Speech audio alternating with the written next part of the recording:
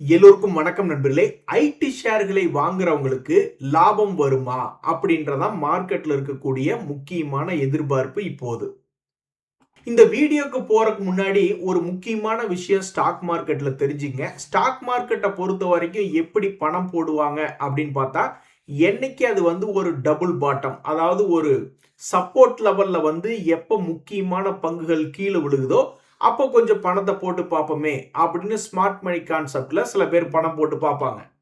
இது மாதிரி எத்தனையோ கான்செப்ட் இருக்கு. மேல இருந்து கீழே இறங்கி கொண்டிருக்கும் பொழுது ஒரு ஸ்லோப்பிங் ட்ரெண்ட் லைனுடைய சப்போர்ட்ல பணம் போட்டு பார்க்கறது, அல்லது இண்டிகேட்டர்கள், ஆர்எஸ்ஐ இண்டிகேட்டர்கள் மூலியமாக ரொம்பவுமே இனி இதுக்கு மேல இவன் எங்கேயா விற்க போறான் அப்படின்னு ஆர்எஸ்ஐ இண்டிகேட்டரே கதறிக்கிட்டு ஓவர் சோல்ட் ரீஜியன்ல 20க்கும் கீழே சுத்தி கொண்டிருக்கும் பொழுதெல்லாம் ஸ்டாக் மார்க்கெட்ல பணத்தை போட்டு பார்ப்பாங்க.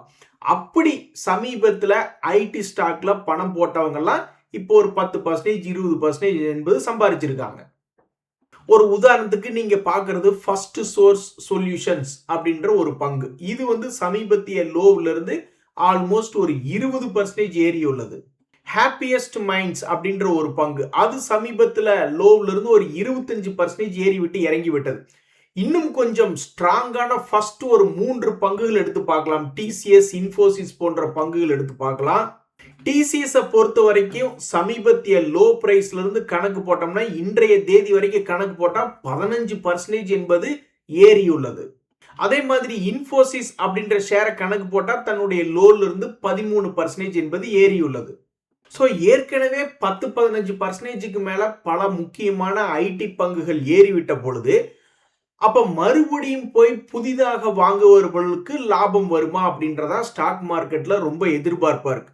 இந்த இடத்துல ஒரு முக்கியமான தகவல் என்ன அப்படின்னா, இவன் இப்ப இங்கிருந்து 15% ஏறினாலும் தன்னுடைய பழைய கையெல்லாம் ஐடி பங்குகள்ல கிட்டத்தட்ட 40-50% ரொம்ப தூரமா இருக்கு. இப்ப 15%, 25% பல பங்குகள் ஏறி இருக்கு. இருந்தாலும் அவனுடைய பழைய கையெல்லாம் போய் பிடிக்கணும்னா இன்னும் 60%, 70%, 100% ஏற வேண்டிய எத்தனையோ ஐடி பங்குகள் கிடக்கு. அந்த அளவுக்கு கடுமையாக சரிந்துள்ளது.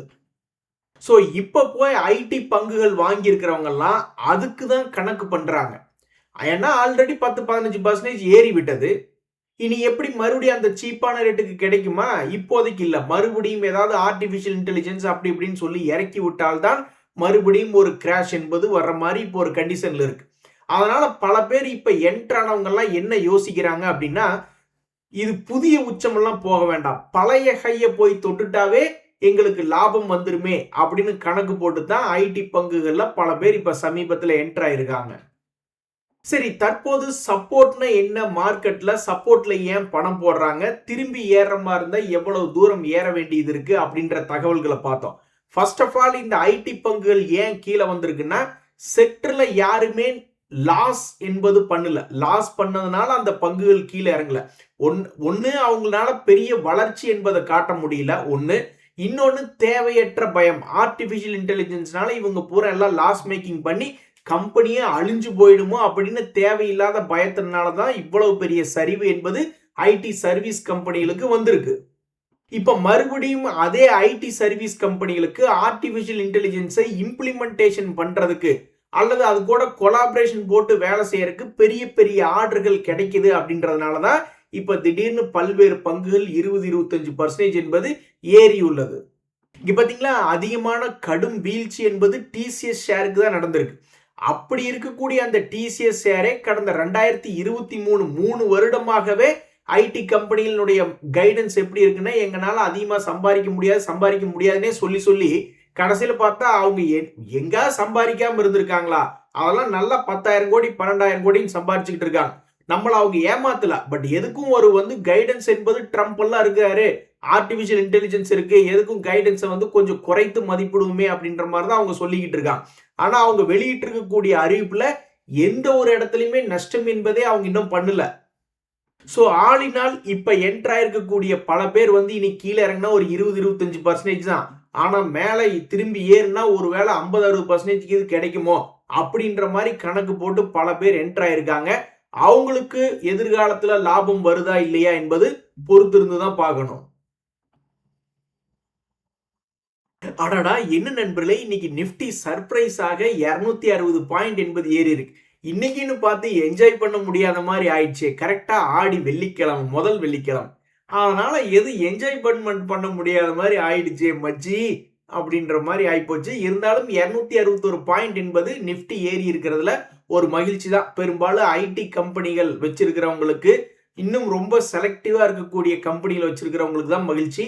ஏன்னா பாதிக்கு பாதி நிப்டி டோட்டல் இண்டெக்ஸ் என்பது எடுத்து பார்த்தீங்கன்னா 485 ஷேர்கள் என்பது இறங்கித்தான் கிடக்கு.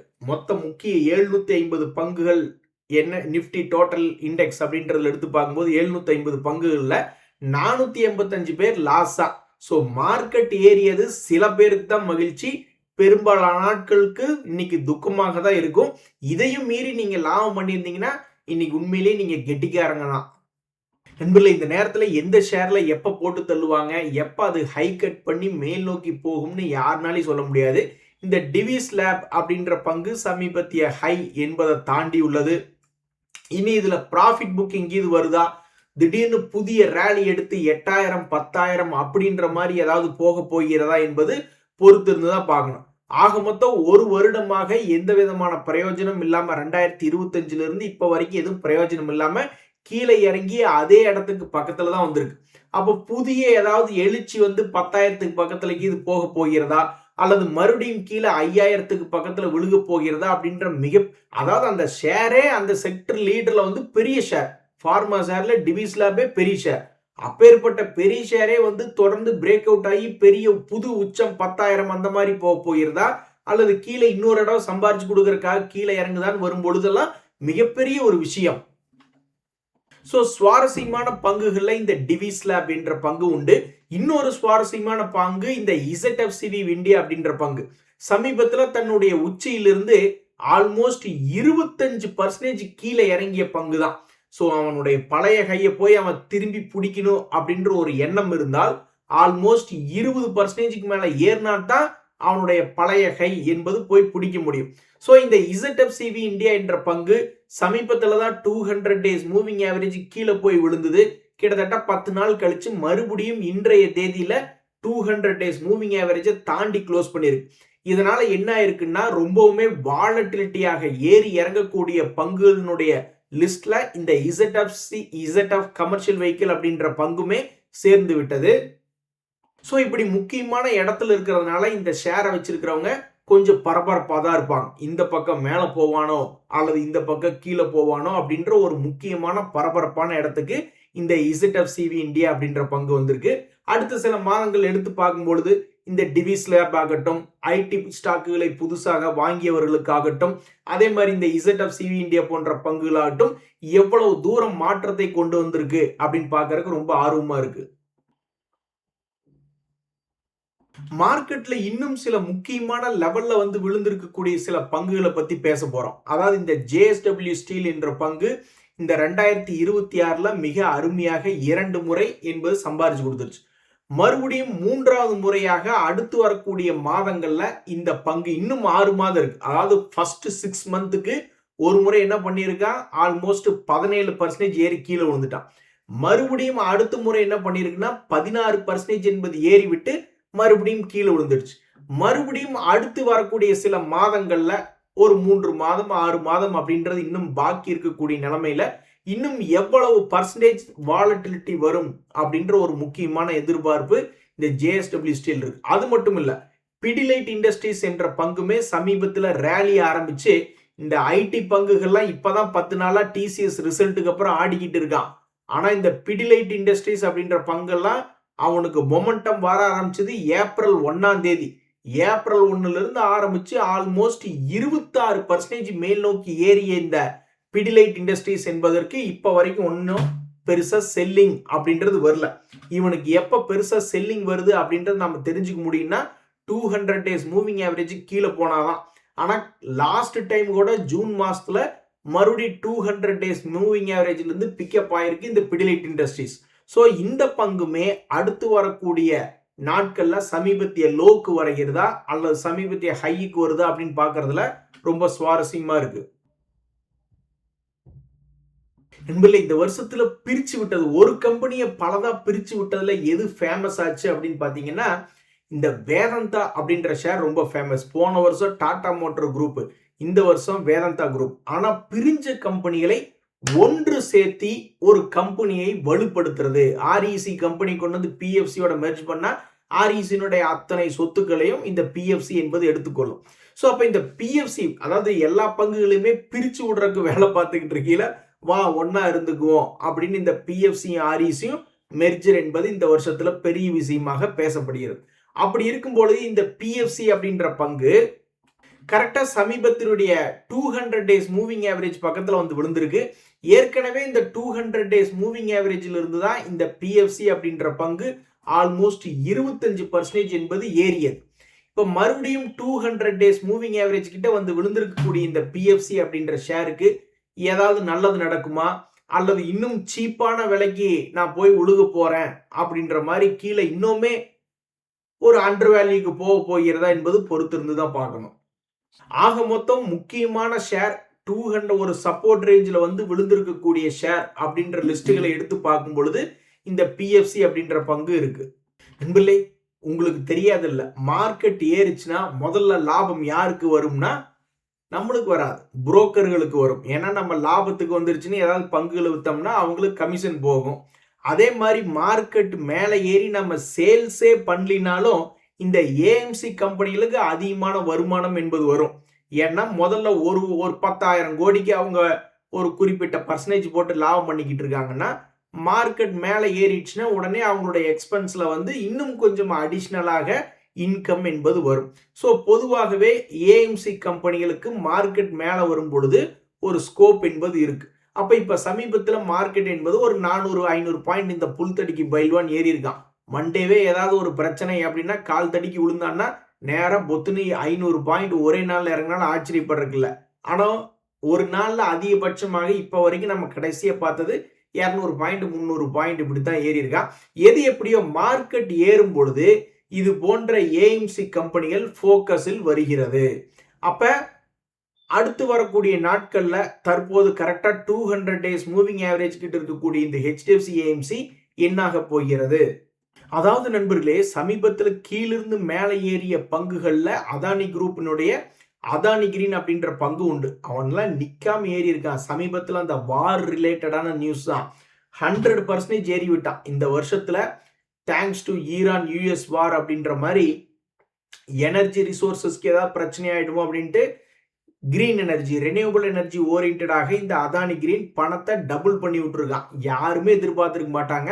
இந்த அதானி கிரீன் எனர்ஜி ஷேர் வச்சிருக்கவங்க கூட இப்படி 100% ஏறுவான்னு யாருமே எதிர்பார்த்திருக்க மாட்டாங்க.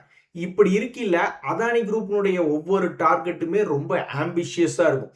ஸோ இவங்களுடைய டார்கெட் வந்து இந்த அதானி கிரீன் எனர்ஜியில வந்து பெரிய கிங் ஆகணும் அப்படின்றது இவங்களுடைய ஆசை. ஸோ 2030க்குள்ள 50 ஜிகாவாட் உற்பத்தி செய்யக்கூடிய ஒரு கம்பெனியாக இது மாறணும் என்பது அவங்களுடைய ஆசை. இந்த நேரத்தில் அந்த கம்பெனி ஆல்மோஸ்ட் 100% தன்னுடைய லோல இருந்து ஏறி வந்துள்ளது. இன்னும் அவன் ஒருவேளை தன்னுடைய பழைய கையை போய் தாண்டணும்னா இன்னும் ஒரு 100% ஏறணும். 500ல இருந்து 1500 பக்கம் வந்துட்டான், அல்லது 750ல இருந்து 1500 வந்தாலுமே அவனுடைய பழைய கையை போய் தொடரணும்னா 3000க்கு பக்கத்துல போகணும். செய்வீர்களா அப்படின்ற ஒரு கண்டிஷன்ல தான் இந்த அதானி கிரீன் இருக்கு. இருந்தாலும் இவங்களுடைய இலக்கு என்ன அப்படின்னு பாத்தீங்கன்னா 2030ல 50 ஜிகாவாட் ப்ரிப்பேர் பண்ணக்கூடிய ஒரு கம்பெனியாக இது மாறணும் அப்படின்றது. ஸோ சில பேர் டாடா குரூப் ஷேரை வாங்கி வச்சுக்குவாங்க. சில பேர் வந்து வேதாந்தா குரூப்பினுடைய தற்போது பிரித்து விடப்பட்ட பங்குகளை வாங்கி வச்சிருந்திருப்பாங்க. இன்னும் சில பேர் ரிலையன்ஸ் குரூப் ஷேர்களை வச்சிருப்பாங்க. அது மாதிரி பல குரூப் கம்பெனிகளை சில பேர் வாங்கி வச்சிருப்பாங்க. அது மாதிரி அதானி குரூப் கம்பெனிகளையும் ஏதாவது ஒரு குரூப் வாங்கி தான் வச்சிருப்பாங்க. அவங்களுக்கு நல்லது நடக்குதா இல்லையா என்பது பொறுத்து இருந்துதான் பார்க்கணும். அதே மாதிரி சமீபத்தில் தொடர்ந்து கும்பா பாட்டு பாடிக்கொண்டே இருக்கக்கூடிய பங்குகள் அப்படின்றது விரல் விட்டு எண்ணிடலாம். ஏன்னா ஏகப்பட்ட பங்குகள் தான் திரும்பி ஏறிட்டானே, ஐடி கம்பெனிகளோட திரும்பி ஏறிட்டான். ஆனா இந்த ஹேவல்ஸ் இந்தியா அப்படின்ற பங்கு 2025லயும் சம்பாரிச்சு தரல, 2026லயும் இப்ப வரைக்கும் சம்பாரிச்சு தரல. என்னையா அது நீயே அப்படி என்னையா கும்பா பாட்டு அப்படி என்னையா நீ தப்பு பண்ண அப்படின்னு பார்த்தாலும் பெருசா இறங்கல. 40% தான் தன்னுடைய உச்சியிலிருந்து இறங்கி உள்ள பங்காக இந்த ஹேவல்ஸ் இந்தியா இருக்கு. ஒருவேளை இவன் நஷ்டங்கீது பண்ணிக்கிட்டு இருக்கானா, ஏன் இப்படி தொடர்ந்து சரிவுன்னு போய் பார்த்தோம்னா, அவனுடைய குவார்டர்லி ரிசல்ட்ஸ்ல ஒரு லாஸ் மேக்கிங் அப்படின்ற ரிசல்ட்டே இல்ல. ப்ராஃபிட் மேக்கிங் ரிசல்ட்டாகத்தான் இருக்கிறது. ஸோ ஒரு லாபம் செய்யக்கூடிய பங்கு இப்படி அதிர்ச்சிகரமாக கீழே இறங்கி இருக்குன்னா, எல்லா கம்பெனிகளுக்குமே இருக்கக்கூடிய ஒரு தகவல் தான். ரா மெட்டீரியல் காஸ்ட் இன்க்ரீஸ் ஆயிடுச்சு அப்படி இப்படின்ட்டு. எது எப்படியோ லாபம் செய்யக்கூடிய பங்கு எங்காவது ஒரு 80% இது இறங்கி இருந்ததுன்னா மேபி திரும்புவானோ அப்படின்னு பல பேர் யோசிச்சு பார்ப்பாங்க. ஆனா இவன் மொத்தமே 44% இறங்கி இருக்கு. ஆனால் பார்க்கறதுக்கு மிகப்பெரிய ஒரு கும்பா பாட்டு பாடியவன் போல உட்கார்ந்துருக்கான். ஸோ இவங்களுடைய ரிசல்ட் சீசன்ல குரோத் ஸ்டோரி என்பது ஆரம்பமாகுமா அல்லது ரொம்ப சுமாராகவே இருக்குமா என்பது பொறுத்திருந்தா பார்க்கணும். தற்போதைக்கு அவங்க செய்து கொண்டிருக்கக்கூடிய சேல்ஸை அதே லெவல்ல தான் மெயின்டைன் பண்ணியிருக்காங்க. நண்பர்களே, மார்க்கெட்ல வேறு என்ன செய்திகள் அப்படின்னு பார்த்தீங்கன்னா, எல்லாரும் பேசக்கூடிய பங்குகள் அப்படின்னு பார்த்தீங்கன்னா, இந்த ரிலையன்ஸ் இண்டஸ்ட்ரீஸ் எல்லாம் எல்லாருமே ஏகப்பட்ட அனலிஸ்டுகள், ஏகப்பட்ட பேங்குகள் முதல் கொண்டு, கடன் கொடுத்த பேங்குகள் முதல் கொண்டு அவனுடைய பர்ஃபார்மன்ஸ் எப்படி இருக்குன்னு பார்க்கறதுக்கு துடியா துடிச்சுக்கிட்டு இருப்பான். அப்படி இருக்கக்கூடிய ரிலையன்ஸ் இண்டஸ்ட்ரீஸ் சமீபத்தில் நல்ல வாலட்டிலிட்டியாக உள்ளது. இவங்ககிட்டயும் ஒரு முக்கியமான நியூஸ் இருக்கு. ஜியோ பிளாட்ஃபார்ம்ஸை பிரிச்சு விடக்கூடிய செய்தி. அப்ப இது ரிலையன்ஸ் வந்து பிரிச்சு விட்டதுக்கு அப்புறம் மறுபடியும் இது பெரிய சரிவடைஞ்சு மார்க்கெட்டை ஏறவே விடாத மாதிரி இந்த ரிலையன்ஸ் இது பண்ண போகிறதா அல்லது என்ன ஆக போகிறது? இப்ப நம்ம மார்க்கெட்டை பொறுத்த வரைக்கும் நிப்டி 50 இண்டெக்ஸ்ல ஒரு பங்கு இப்ப ஜியோ ஃபைனான்ஸை பிரிச்சு விட்டப்ப கூட சில நாட்கள் ஜியோ ஃபைனான்ஸ் இருந்துட்டு தான் நிப்டி விட்டு வெளியே போனா அப்படின்ற மாதிரி.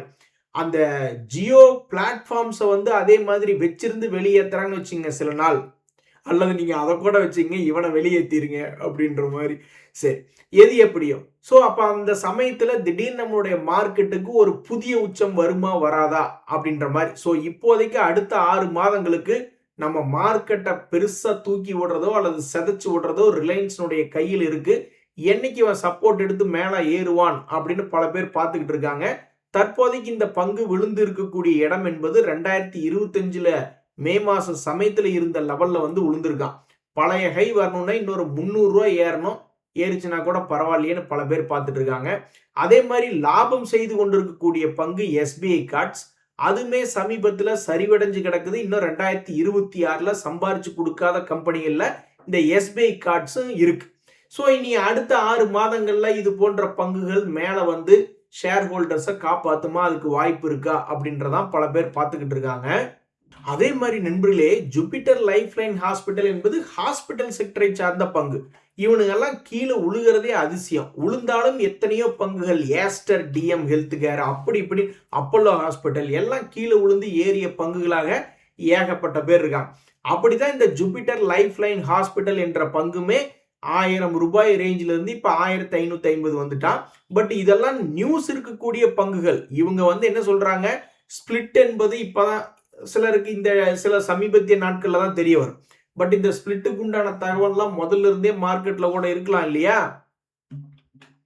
நம்ம பார்க்கும்பொழுது நிறைய பேர் இன்னைக்கு ரெக்கார்ட் டேட் வந்து அறிவிச்சிருக்காங்க அப்படின்ற மாதிரி தகவல். பட் இதுக்கு முன்னாடியே போர்ட் மீட்டிங்கோட டிஸ்கஷன், ப்ரொபோசல், அப்ரூவல் அந்த மாதிரிலாம் ஏகப்பட்ட தகவல்கள் என்பது முதல்ல இருந்தே இருக்கலாம். ஸோ எந்த பாயிண்ட்லயும் திரும்பி ஏற ஆரம்பிச்சான்னு தெரியல. பட் 50% ஏறிச்சு. ஆனா அவன் எப்படி பார்த்தாலும் ஹாஸ்பிட்டல் செக்டர் என்னைக்காவது ஒரு நாள் மேல வருவான்னு சில பேர் எடுத்து கூட லாபம் பண்ணியிருப்பாங்க, யாருக்கு தெரியும்.